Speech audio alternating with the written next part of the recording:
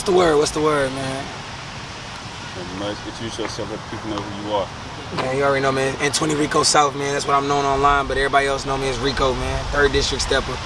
And this D the Click, man. You know, Southside nigga. Yeah. Sure. I seen your interview with KB. KB. Yeah, my you boy. Explain like how you got your name. Like we told the Rico from, you know, your mom and your smooth Kurt. Yeah, my mother, when I was young, my mother told me a story, like, she was like, yo, my aunt had brought some friends over to the house. I'm Puerto Rican and Dominican, so, you know, my mother's family is all Puerto Rican. So when my aunt's friend came to the house and shit like that, you know, my mother was cooking some food.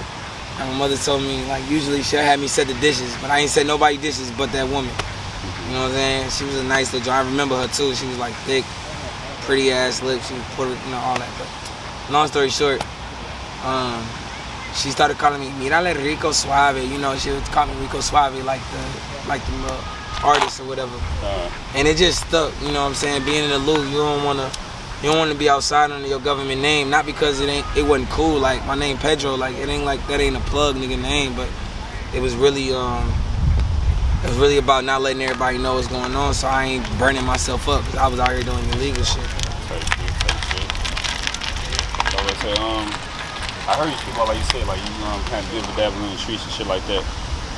Dibble-dabble in the streets.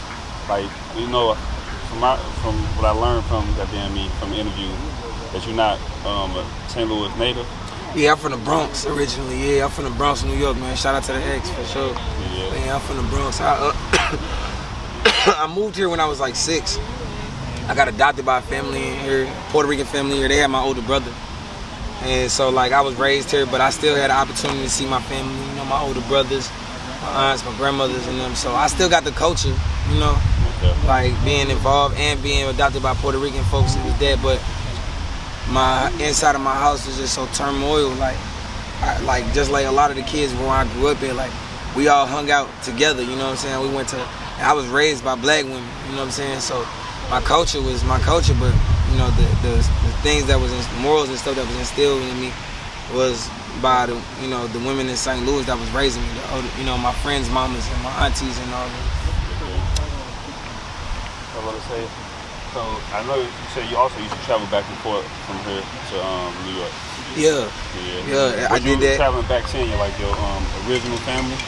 Yeah, I actually went to go see them not too long ago. My original family, I've always been able to see them. My mother, I met her when I was 17. You know what I'm saying? That was the first time I actually got a chance to set my eyes on her. How was that experience? Man, to be honest, it wasn't what I expected. Like I think kids like growing up in like group homes and you know the kids that don't get a chance to meet they real parents or whatnot, they probably got an image in their head of what the people look like, and I think that was like for me that's what it was. Like it wasn't even just what they look like, what they act like, how they are. You know, I didn't realize where some of my traits come from, and when you see the ugliest side of somebody, it kind of changes. You know what I'm saying? So for me, it was like, but it was good though, cause it let me move on, get closure.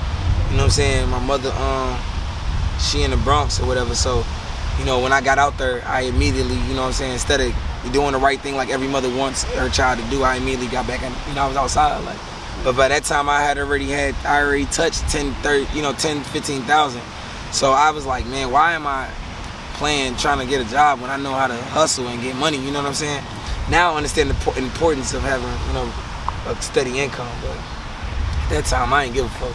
That's why I think it kind of messed up our relationship, but it was good though. It was good. Like New York is fire. You know what I'm saying? So that's lit. That's how that was though. You didn't have like questions for her?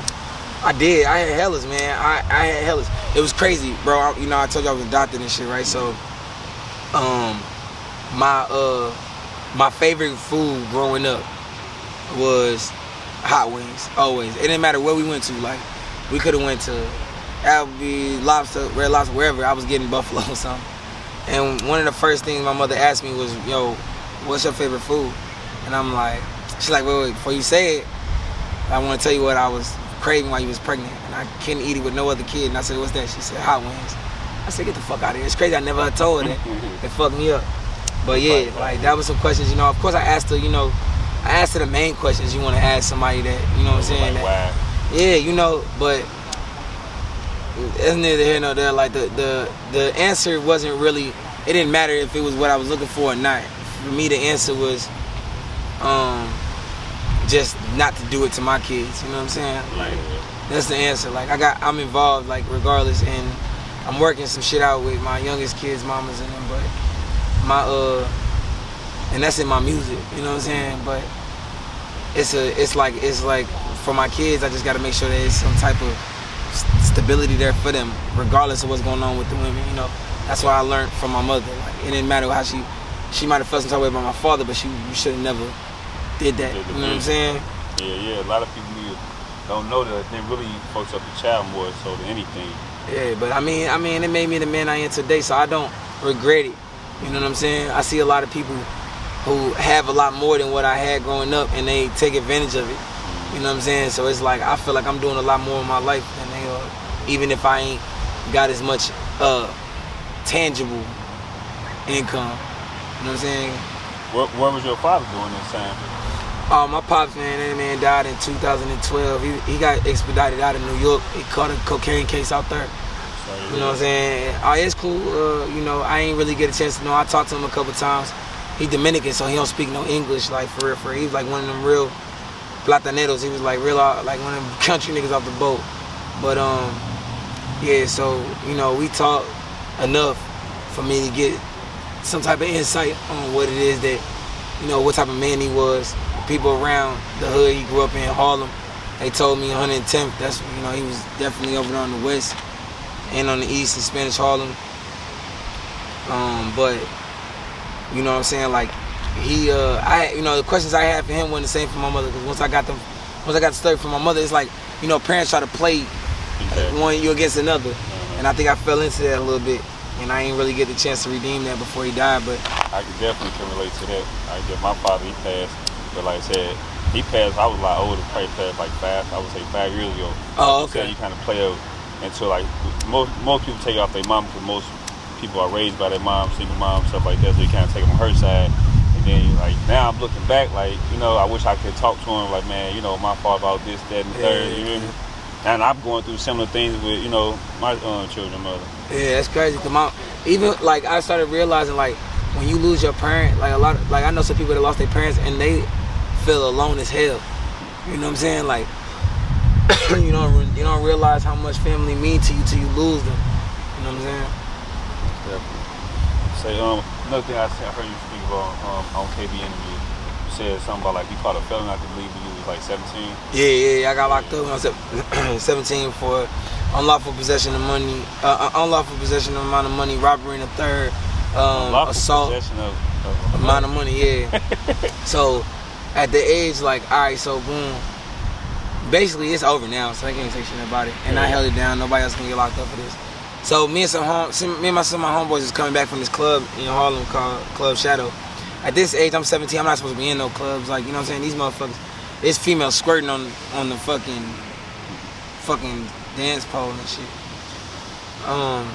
New York different. So boom, we leaving Club Shadow, Club 28. It's like a Jamaican spot or whatever. You know what I'm saying? We leave that motherfucker. We get on the train. I'm with these niggas. Like they was like, I ain't gonna say where they from and shit, but I jammed with a lot of niggas from the Bronx. You know what I'm saying? So some of the cats that I fucked with, they was staying in Harlem. At the time, I was staying in Harlem too, but it's another park called Washington Heights. It's where a lot of Spanish folks are, Dominicans.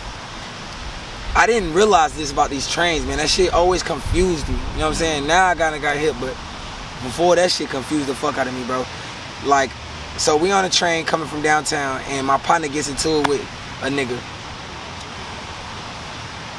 My partner drunk. We all know my partner out of pocket, but you know, I'm the youngest with him. I ain't going, you know. But I be with the action. St. Louis taught me that. Saints, shout out to Saints, Bino, all the time I got, you know, bang outs and Roosevelt, you know, put you on point, like, hold on, like, I know when some shit finna happen. So dude wound up beating, like, he wound up getting the best of my partner, bro. It was ugly, bro. And so I jumped in, everybody jumped in, feel me?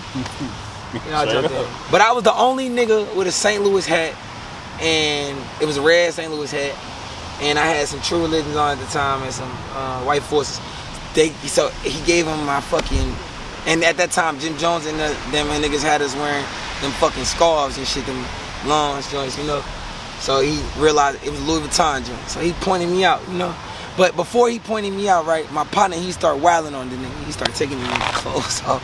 St. Louis, in New York, they different. Them niggas started stripping him. He lead that nigga in his boxes in the train. We get to like 145th Street station. We come out. He start helicoptering this man pants. All shit start flying out this man pants. You know what I'm saying? Goddamn me. Long story short, bro, I got caught with some of this shit. Like everybody, you know, well, everybody else got up out of there. They like, yo, we going cabs. They was on a different side of Harlem. I'm like, I'm going to watch the heist. At this point, I was just with these cats for a couple of days. You know what I'm saying? I'm ready to go my way now. So they like, yeah, just catch the A train. It's upstairs. Not even telling me, not even realizing, yo, it's because it's such normal shit that we just beat a nigga up on the train, and he only got his boxers on. You feel me? So this nigga done ran upstairs. It's a damn substation upstairs. Everybody else left and went, jumped on the cabs. My stupid ass go to the A train and wait. And guess who the fuck fits the description of one of the people they remember? Because I was the second dude to hit dude. Yeah. Feel me? I go to jail. They say, got yo, you right then and there. Well, my stupid ass, I try to go to the train. I'm sitting on the train. Some weirdo shit, like the train wasn't going nowhere. I'm like, what's going on? I'm talking to this little breezy. I get up. As I get up to walk to see what's going on, I stick my head out. One of the detectives, I'm like, he came out of nowhere. Snatch my stupid ass up. That's why they got the train sitting there. Snatch my stupid ass up. So he pulled me. I'm like, what the fuck going on? He searching me. They ain't find the shit at first. But then dude was, across from me. And yo, shout out to dude. I apologize for that. I was in a different time in my life. If he ever see this, my bad. I hope we weren't traumatizing you and shit like that. But dude's over there in a police jacket and shit. In his boxers. Like, I just want my shit. You know, dude. I'm like, bro, I don't got nothing. I don't know what you got. You know, the officer whispered something in his ear. Next thing you know, he was like, yeah, that was him. Feel me? Oh, man. I wasn't finna tell, but they wound up catching me with one of the items he had. I think at that time it was like iPhone. It was a iTouch. iTouch just first came out. So I had two of them, and one of them matched. I had my own, and I had the other one I picked up that came out of his pants. You know, fucked me up. So I wound up doing ridiculous number of years for that, 5 years. Okay. You know what I'm saying? Because I didn't want it. Because the reality was they were telling me they was gonna give me less time if I told them who else was there. You know what I'm saying? But not only was I never gonna ever tell on nobody else, but I didn't even know them niggas like that. You know what I'm saying? So I ate that shit, and I couldn't even reach out and be like, hey y'all, you know, they already paid me my money for my, you know what I'm saying? For my services. They paid me for the, songs I was writing. That was just night we was out in the club. I wound up getting wrapped up, and I did that time like a G. Only nigga in St. Louis and New York locked up. For real. I was saying about like in the interview, but you said something like, did you do probation or something before? Well, nah. That was a different charge. Well, here I did probation for a possession of cocaine charge. Okay. I did 5 years of probation. I walked it down in 3. Yeah, shout out to my PO. That's a real bitch. You said something like you got it expunged off your record. Yeah, it got expunged though. Both of them clear though. Both of them clear. Yeah, the first one. So what happened was when I took the case, right, they gave me what's called a split bid, and it's in a 1 1/3 to full. So 1 1/3 is 16 months to 4 years, right? I wound up doing 5 years because I had another charge in New York, where in the Bronx for a possession charge.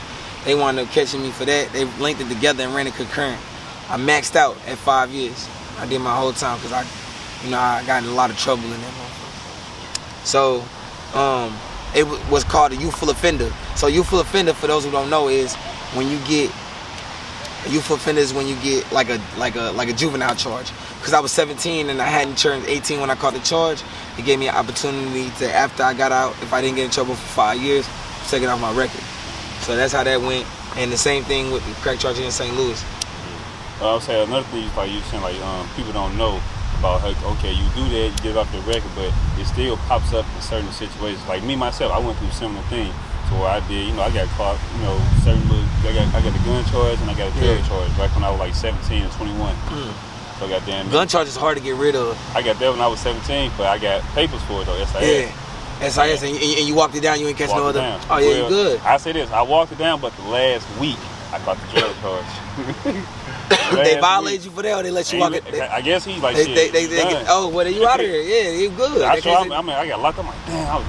At least you got one and not two. But then after that, I got the SAS for the drug charge. You goddamn me. Ooh, back to back. Me, they got me the SAS for the drug charge. So that was in the county.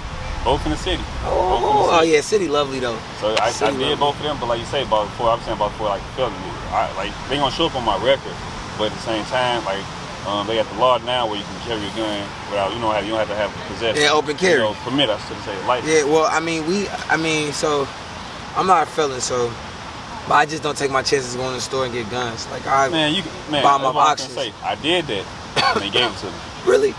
Here, walked out that same day with it. The first time, I didn't walk out the same day. They made you wait. They made you wait that little probation period. But they can say, "Oh, you can't do no gun." The first time, I think they denied me when I tried to. One time they denied me. I think it was because I was pending a charge.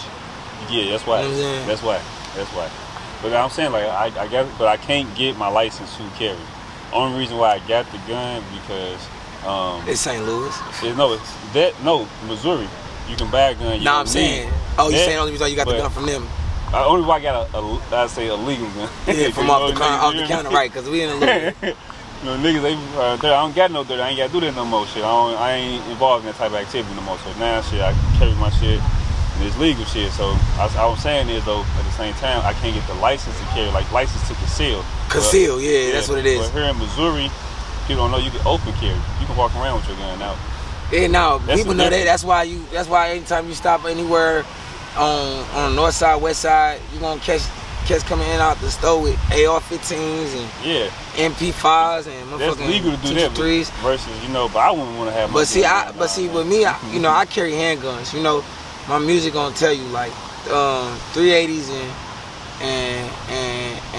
and Draco's my shit, but 380s is really like 380s and 9s. Like I like that. Smith and Wesson built. You know what I'm saying? I want to surprise. The thing about it with 380, right? So I had it was a situation right where I had where cats could have caught me slipping. They had a lot more ammo than I did. You know what I'm saying? But the thing about a 380 is because it's like shooting with a smaller ball. Feel me? I feel like you got more precision when you shooting with a small ball. I ain't gonna say too much about that, but I just feel like, it wasn't. I started thinking like, I carry guns with a lot of ammunition. Like I keep sticks with 30s in them, but that's because I can't go against an AR with a 380. You know what I'm saying? And that's what niggas riding around with. I look at it.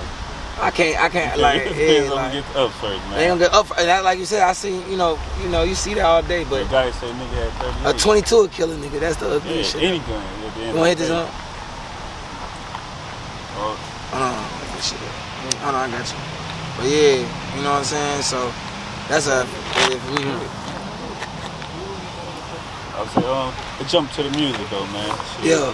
So you work and shit. I know you released stuff that I seen a trap lesson. Yeah, trap lessons with RBB LeRon. Hey, yo, shout out to NSD LeRon now. He definitely jumping the clip. He fucking with us, you know what I'm saying? It's a lifelong friend, you know what I'm saying? So he definitely in trap lessons went up, man. No Vouchers, like one of my #1 streamed, period. That's with him, and shout out his cousin KD 2 times, you know what I'm saying? KD on that. It's a different vibe. I already knew it was gonna do what it was gonna do because it came from a natural element. Me and LeRon came from making it, literally we bumped into each other in a trap, both hustling. Like, we ain't stepping at each other, so we do music shit, but not only do we do music shit, we got a lot in common in life. And it just showed how we fit, not necessarily how we grew up, but necessarily how we vision things, how we view things. So, yeah, man, shout out to LeRon, man. He killed that shit, though, man. He definitely did that with me, I did my thing, too, man, but it's hard to find people that can compliment your vibe. And I've never done any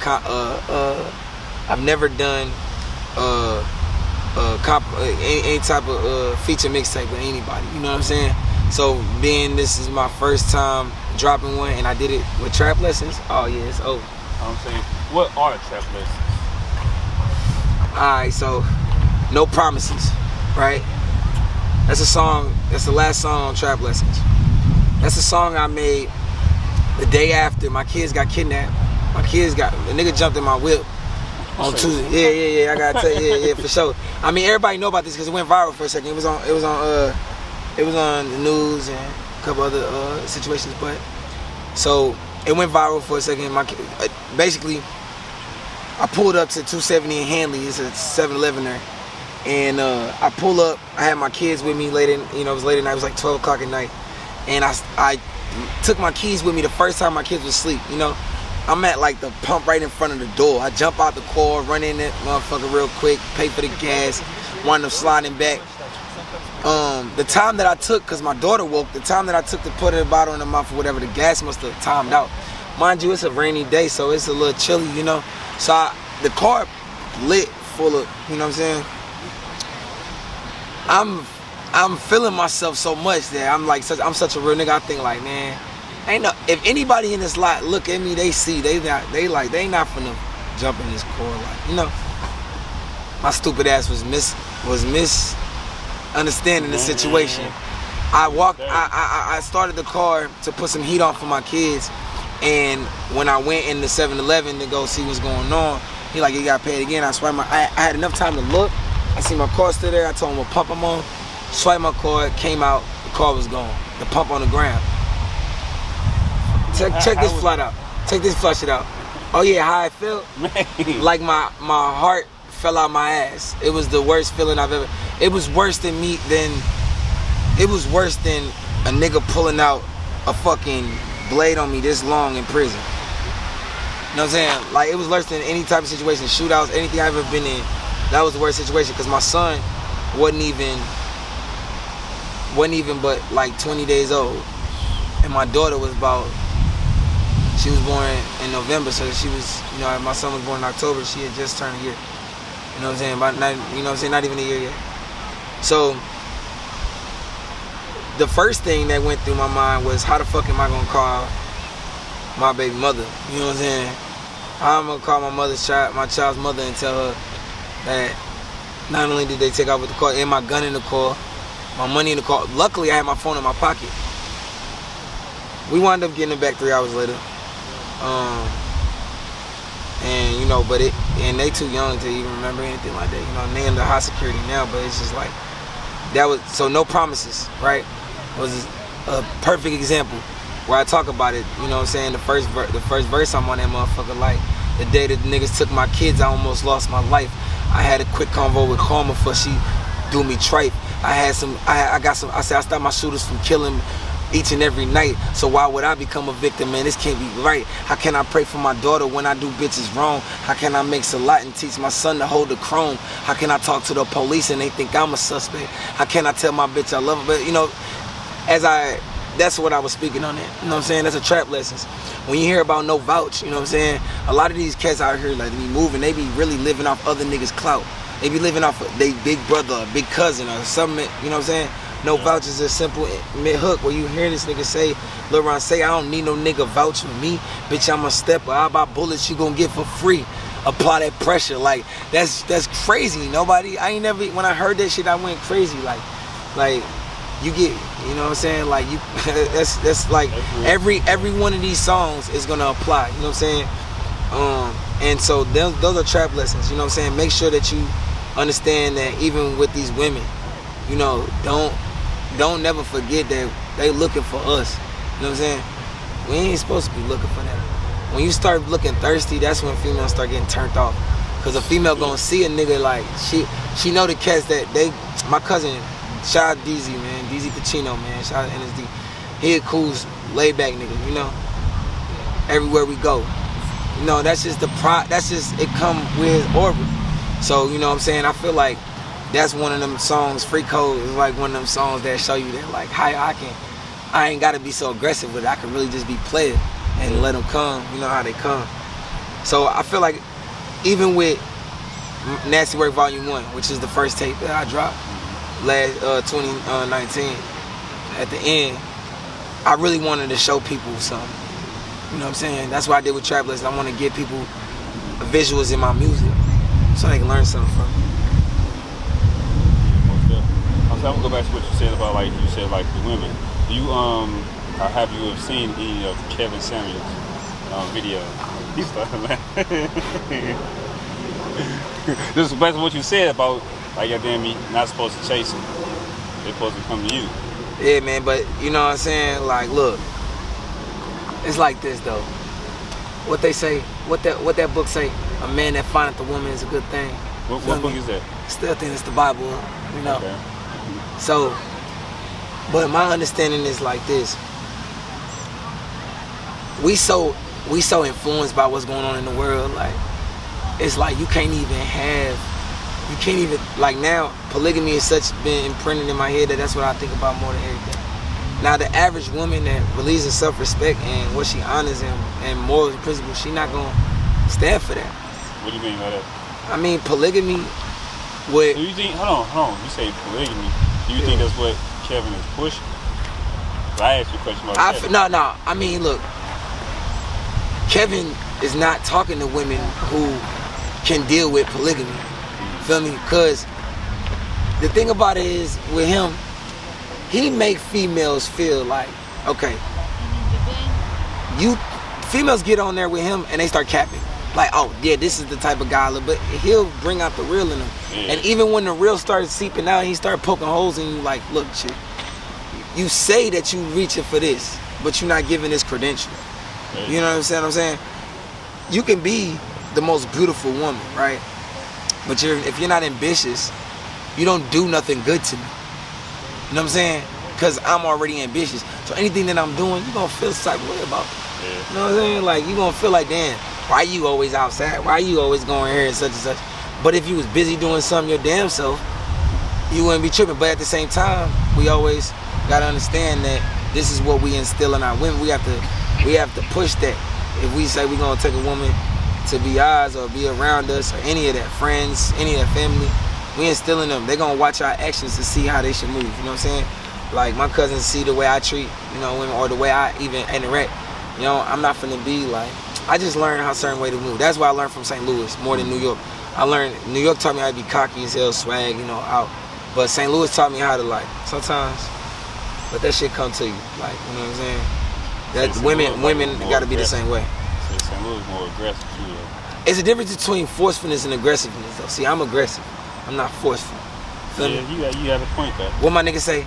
They'll never tell me, stop, no, don't.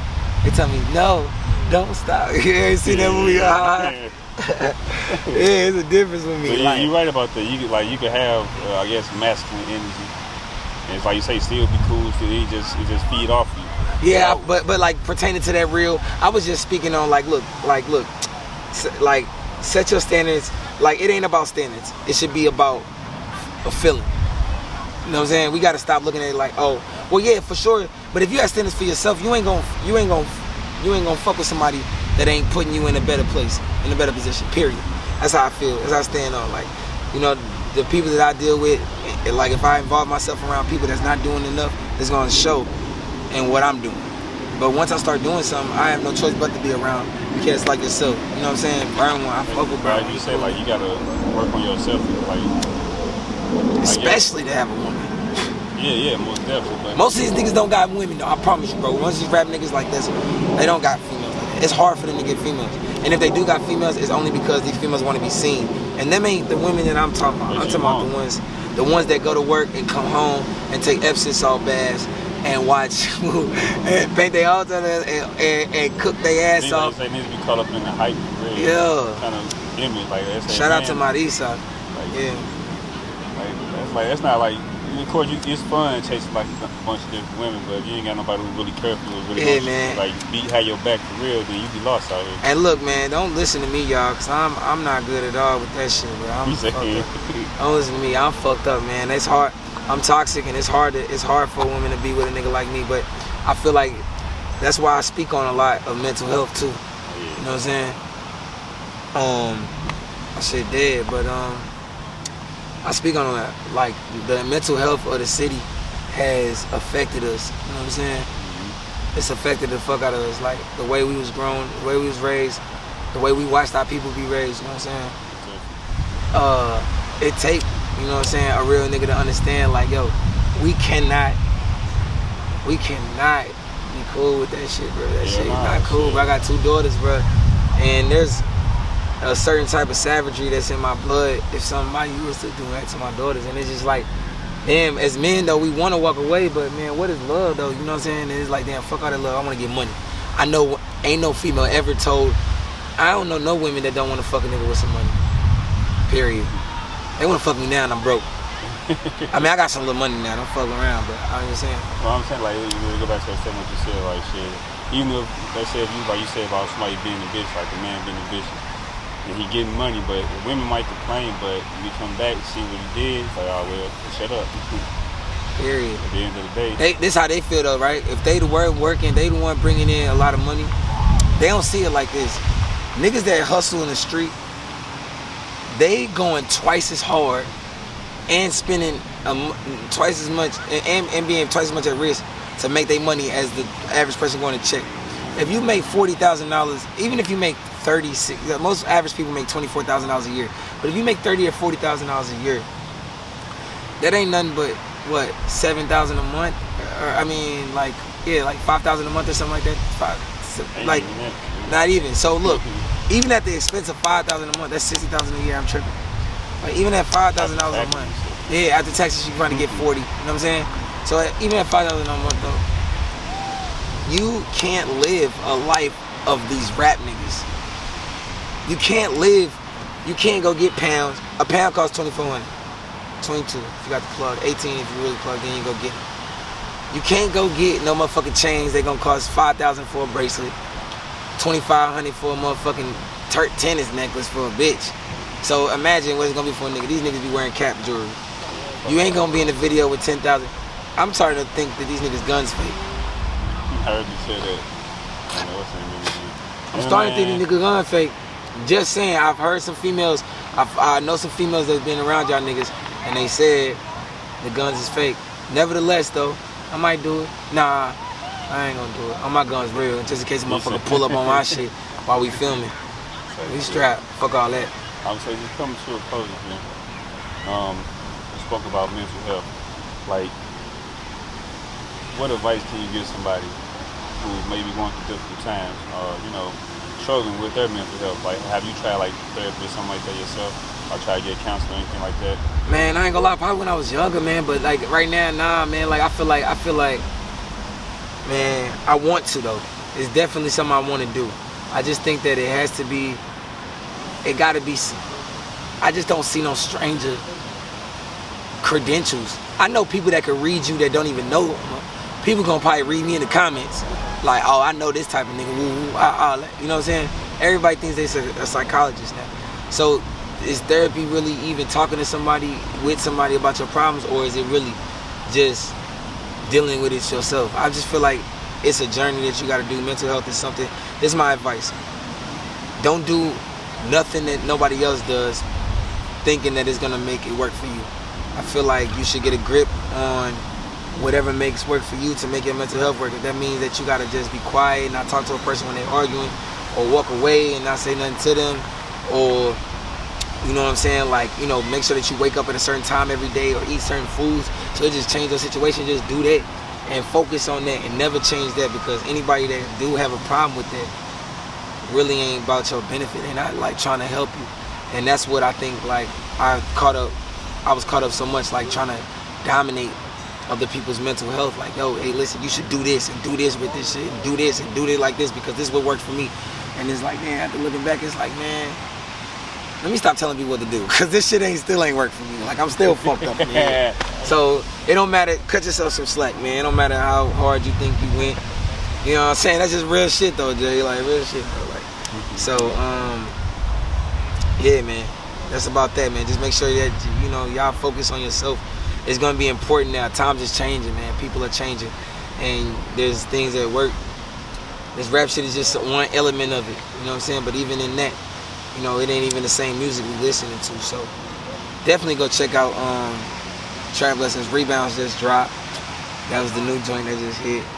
Definitely got a slew of singles out. I'll be in Atlanta on the 15th to the 17th to win that $25,000. Shout out to Ugly Niche Production and all that. And you know what I'm saying? Make Love Hustle Hard. The Incognito video out for sure. Tory production finna come double back. I gotta holler at him. That'll be the next situation though. But yeah. Let me know where they can find you on your social media. Yeah, Rico South. You know, Rico South anywhere. RicoSouth. If you want to go and look for me anywhere online, N20RicoSouth. Go to Boo Boo and type in N20RicoSouth, all one word. Y'all know how the algorithm works. There's not too many people named Rico South, but N20RicoSouth. It's nasty work. I just definitely got this shit everywhere. You know what I'm talking about? Tidal, Zoom, what you listen to, Zoom, Music, whatever you got. Go ahead and type in N20RicoSouth. Check out what I got going on, man. Instagram only. That's what I'm doing right now. So Facebook be too messy. I hate this shit. Don't come looking for me on Facebook, y'all.